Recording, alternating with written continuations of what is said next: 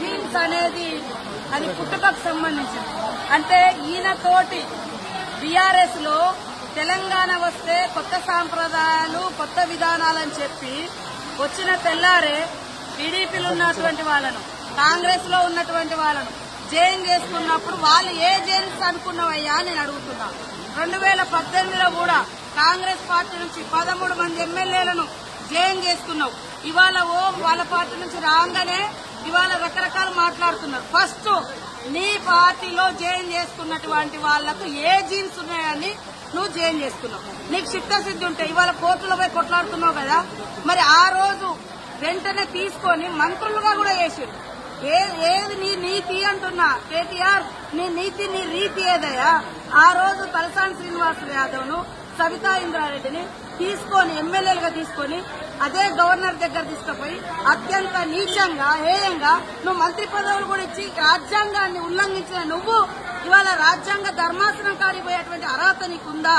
First ఇప్పటికైనా నేను సవాల్ చేస్తున్నా.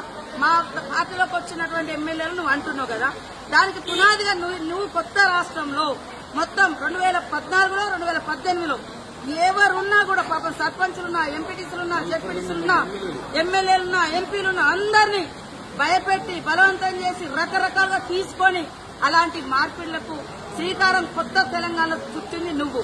నీకు రాజ్యాంగం మీద గౌరవం ఉంది. ఇంట్లో పోయినంటే మరి నీ పార్టీలో ఉన్న ఒక్కరిని కూడా ఎందుకు నువ్వు రాజీనామా చేసి మళ్ళీ ఎలక్షన్కు రాలే? ఇవాళ డిమాండ్ చేస్తా ఉన్నావు. అదే కాకుండా ఇప్పటికి మీరు సవాల్ చేస్తున్నావు. మీ పార్టీలో ఇతర పార్టీ నుంచి వచ్చిన వాళ్ళు ఇప్పుడు కూడా గెలుచున్నారు, వాళ్ళని కూడా రాజీనామా చేయించు.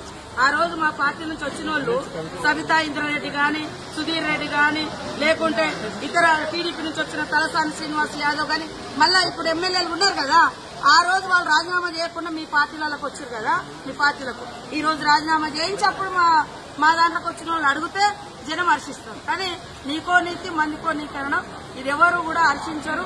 కాబట్టి ఆ యూట్యూబ్ పెట్టుకొని చూపించుకున్నంత మాత్రాన ఎవరు ఏదో పేడ్ ఆర్టిస్టులతో మాట్లాడిస్తే అది కాదు. కాబట్టి ప్రజలకు తెలుసు నువ్వేం మాట్లాడి, నువ్వు 10 ఏళ్ల అధికారంలో నువ్వేం చేసినావు పబ్లిక్ తెలుసు. కాబట్టి అది మర్చిపోయి ఇతరులను ప్రశ్నించే నైతిక అర్హత నీకు లేదు.